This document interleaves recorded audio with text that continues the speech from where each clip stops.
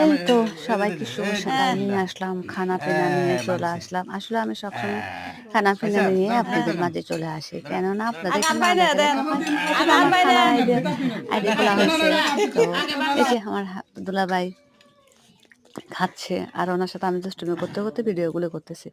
একটা আস্তা মাছ দেওয়া হয়েছে ওনাকে, আস্তা মাছ উনি ভাঙবে, ওনাকে হচ্ছে পুরো রোজ দেওয়া হয় নাই।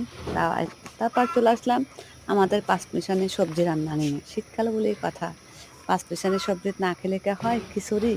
তো এটা হলো পাঁচমিশালি খিচুড়ি। তো আসলে আমি জানি না কার কেমন লাগতে পারে না লাগতে পারে। আমার অনেক ভালো লাগে এই খাবারটা। এটা হলো আনকমন একটা খাবার, পাঁচমিশালি খাবার বলেই কথা।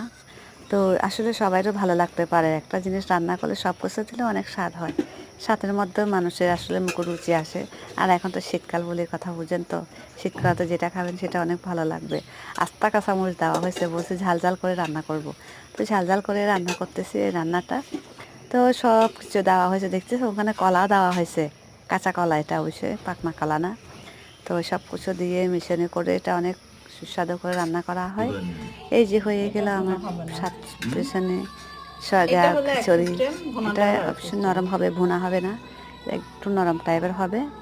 অনেক খেতে স্বাদ। আপনারা রান্না করে খেয়ে দেখবেন, তাহলে দেখবেন আপনাদের ভালো লাগতে পারে, ভালো লাগবে। তো কার কার কেমন লেগেছে একটু কমেন্ট করে জানাবেন। পাশে থাকবেন তো, অবশ্যই পাশে থাকবেন ইনশাআল্লাহ। আল্লাহ হাফিজ।